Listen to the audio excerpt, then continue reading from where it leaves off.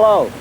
Well, here I am in the heart of London, and I've got quite a story to tell you. It all started early one morning in May 1885 when a young woman hurried along this street. Her name was Annie Swan. She was 17 years old and she was scared stiff. She was desperate to see General William Booth of the Salvation Army. Within about 3 months, what she had to tell him would rock the nation and bring pandemonium to the streets of London. Annie's destination was that building over there, the Army's International Headquarters. Well, she didn't actually go into that building, but the original headquarters, which stood on that site before it was blitzed during the war. And she didn't actually meet the general, but she met the general's son, Bramwell Booth, who was just 29 years old and the Army's Chief of Staff. Now, he wasn't the barnstorming character that his father was. He was much quieter, and he had a hearing aid. But he was not lacking in courage, and he had a great genius for getting things done. Bramwell's resolute faith is well expressed in an old Army song. I can, and I will, and I do believe. He writes the pardon on my heart. He writes the pardon on my heart. He writes the pardon on my heart. This moment I believe.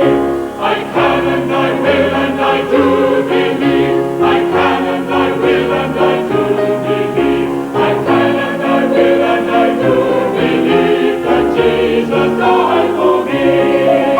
He writes the pardon on my heart. He writes the pardon on my heart. He writes the pardon on my heart. This moment I believe.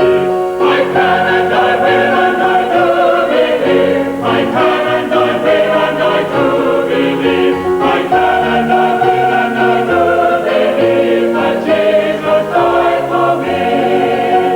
That Jesus died for me.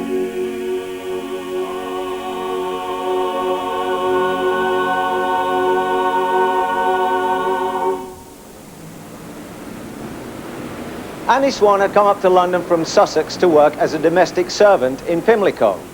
But when they gave her a red silk dress to wear instead of a cap and apron, she realized to her horror that she'd been lured into a brothel. Well, as it happens, she did have the Red Salvation Army songbook with her, which contained the general's address. So this is where she made for once she'd escaped from the house at about 4 o'clock in the morning after barricading herself in her room. She couldn't have talked to anyone better than Bramwell Booth, because he knew something of the scene already, as his wife Florence Booth had opened a refuge for street girls in Whitechapel about 4 years earlier. But until he talked to Annie, he hadn't realized just how bad and brutal the system was. As the Army looked into it further, they found that girls of 13 and even younger were being tricked into this vicious trade. There were cases of girls being drugged and shipped in coffins over to the vice dens in the continent via Antwerp and Brussels. But what was perhaps worst of all was the fact that some parents would willingly and knowingly sell their daughters into this debauchery. Something had to be done to bring this scandal to the notice of the public.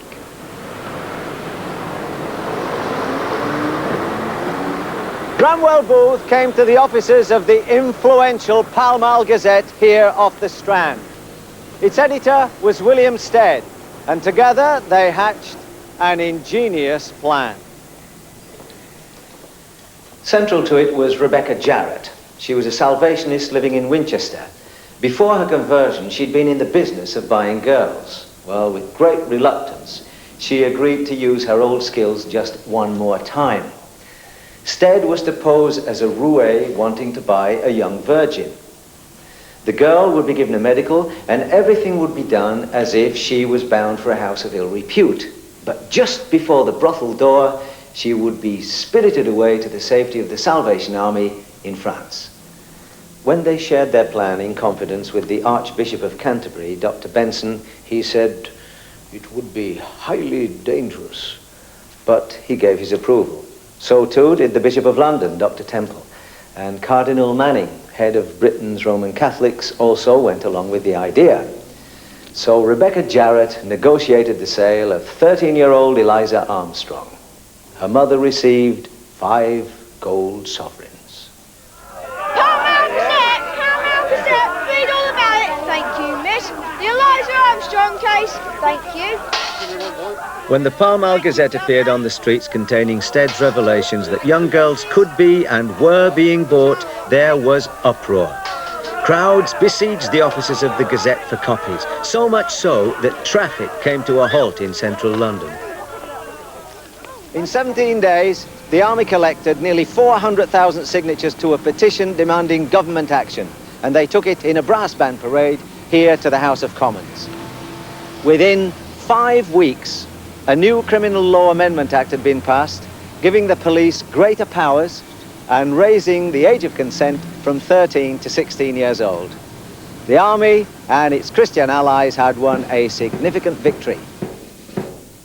A good reason for the Regent Hall Band to play The Ambassadors.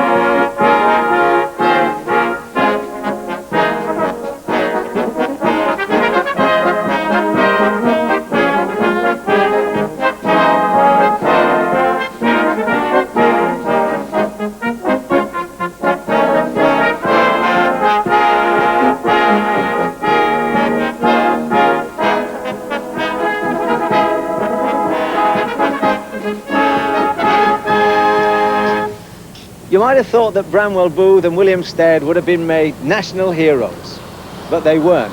Not then. It was crazy, because here at Westminster, they both helped the Home Secretary to draft the new legislation.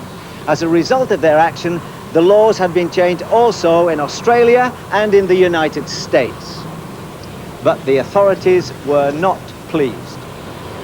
These people have made Britain and the Empire look damn foolish in the eyes of the world. So when Eliza Armstrong's father popped up and said he had no knowledge of the sale of his daughter, the authorities decided to let him have it. Damn you, General! Damn you! Public opinion also decided that it had been conned. So the Army's Chief of Staff and his Confederates were beaten up on the way to the courts. So just 3 months after their triumph, Bramwell Booth, William Stead, Rebecca Jarrett and 2 others stood trial here at the Central Criminal Court at the Old Bailey. The Attorney General, Sir Richard Webster, alleged that they had by force and fraud taken Eliza Armstrong from her parents. William Stead conducted his own defence and called the Archbishop of Canterbury as a witness. The judge, Mr. Justice Lopez, refused on the grounds that the Archbishop's testimony is irrelevant to the matter in hand. At the end of the 13-day trial, Bramwell Booth was acquitted, but William Stead received 3 months' hard labour and Rebecca Jarrett was sentenced to 6 months' imprisonment. Had anyone known that Charles Armstrong wasn't really the father of Eliza, well, the case would have collapsed. Mercifully, it did no harm to the Army's reputation, but Bramwell Booth sustained injuries from the mob that increased his deafness for the rest of his life. As for his wife, Florence, well, she continued with her rescue work. The law might have been changed, but the girls and their customers were still there, as they are today. As far as Christians are concerned, they need you, they need me, they need Christ. When our people flashing in the heart of fair, they need you, they need me, they need Christ.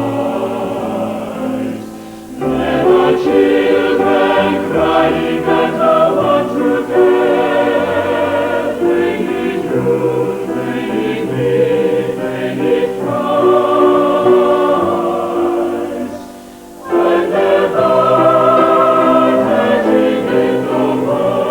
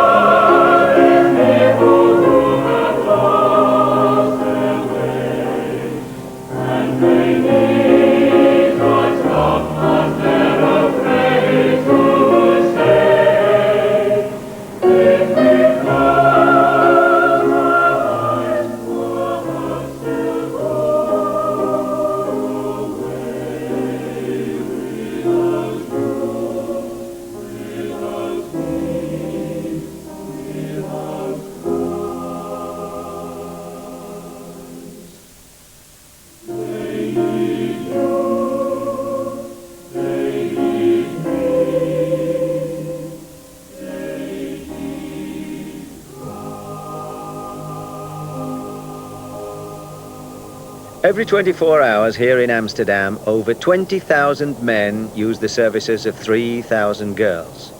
A remarkable lady and her helpers care for their souls.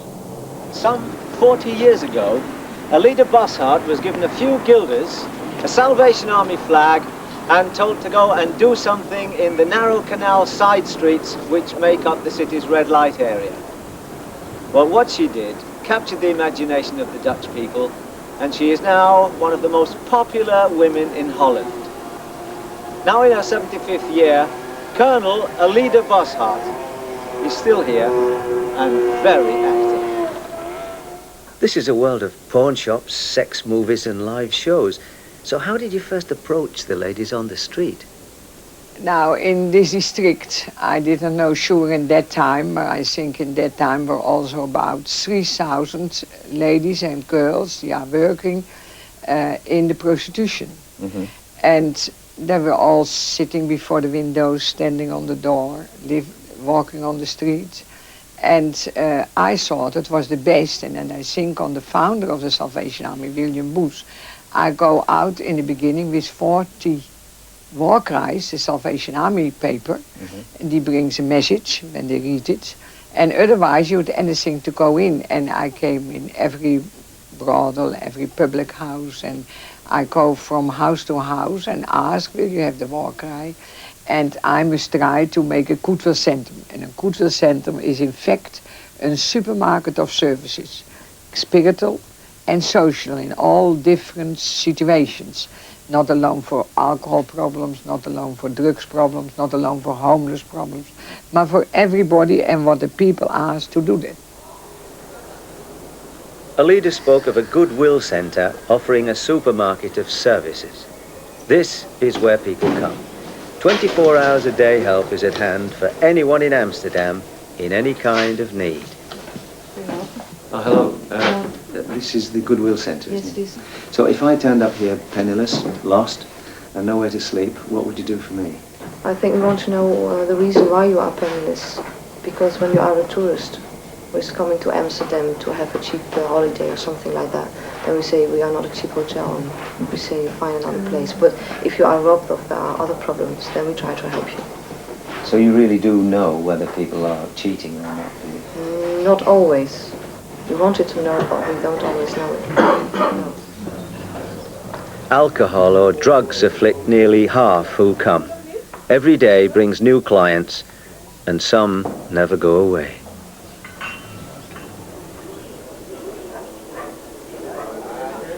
Now, this is the sitting room. Anyone can drop in here off the street to have a cup of coffee, chat with friends, or begin to solve a problem. A girl may be a prostitute not because she loves the game or the money. Street girls addicted to drugs and desperate for their next fix risk everything and take what they can get. Often, it's the innocent who suffer. Dear, is this yours? Is this yours? Thank you. Thank you. These babies are heroin addicts because that's what their mothers were. So here at the Trompendal Youth Centre in Hilversum, the Salvation Army staff helped to nurse them through the fretful agonies of drug withdrawal. Like Annie Swan, they didn't ask to be born into an underworld of drugs and sexual exploitation. But here they are. It's a world to which they may easily return once they leave the Army's care. Leader Bossart might rescue them later on, who knows. Let's hope she doesn't have to. See?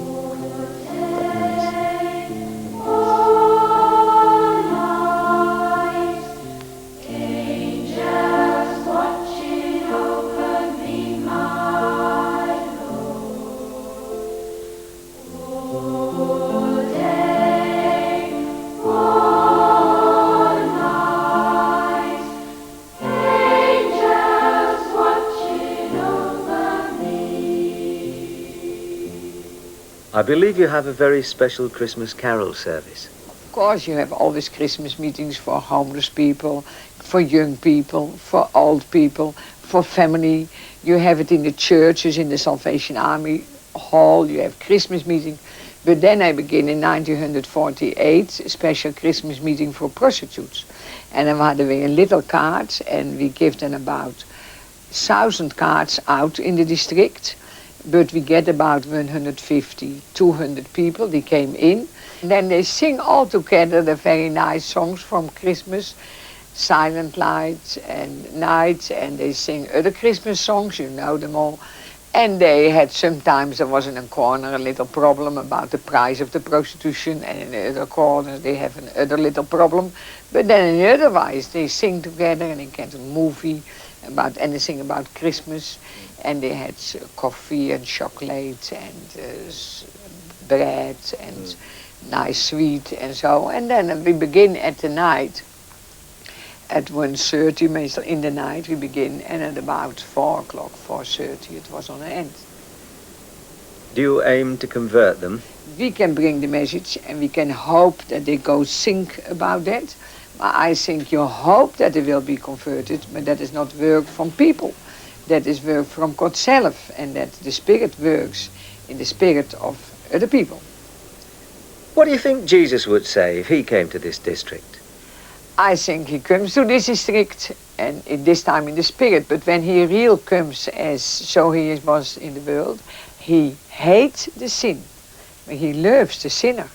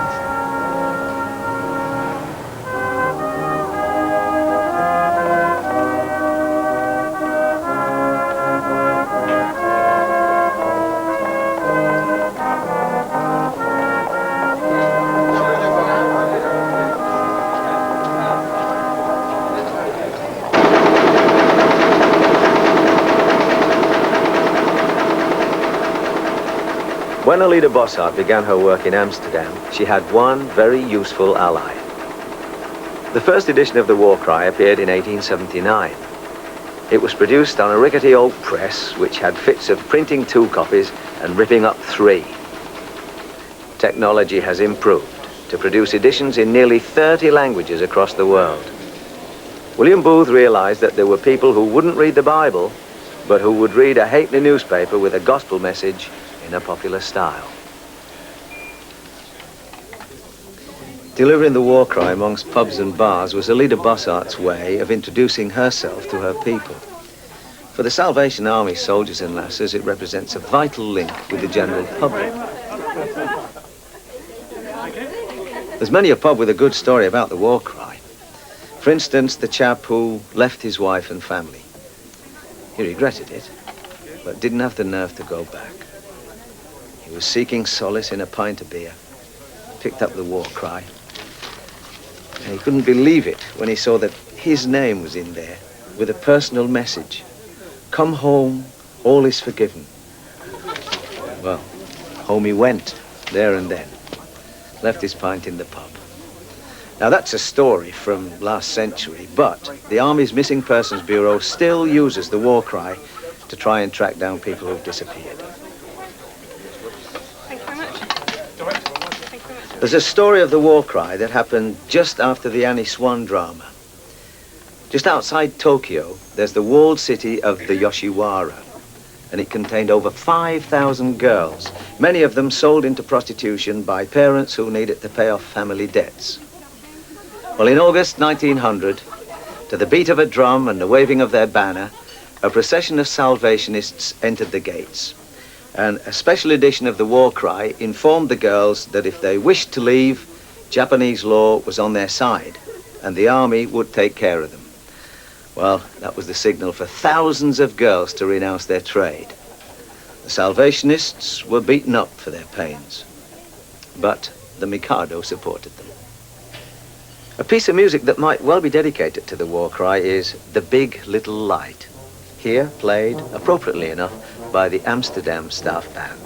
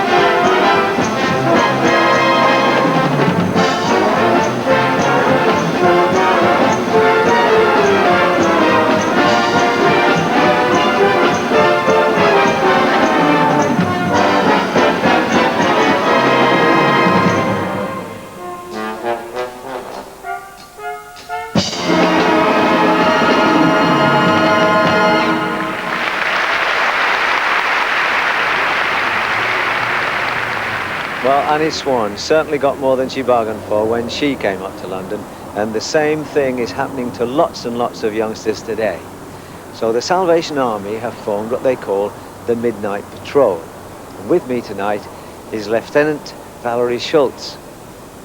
Valerie, how many stations do you take care of around the London area? We go around the 3 stations in the area, which is Euston, St Pancras and King's Cross. And in that way we cover all the tube lines, the rail lines north of London. And what kind of people do you help?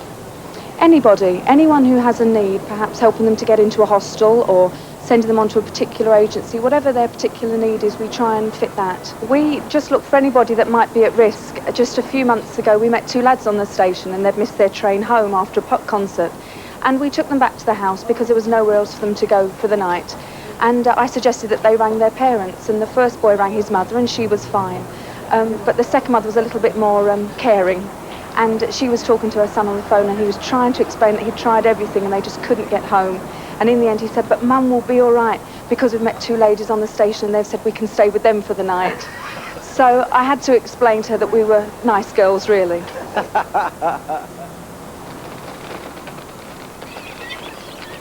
The army says, doubt not, God is here.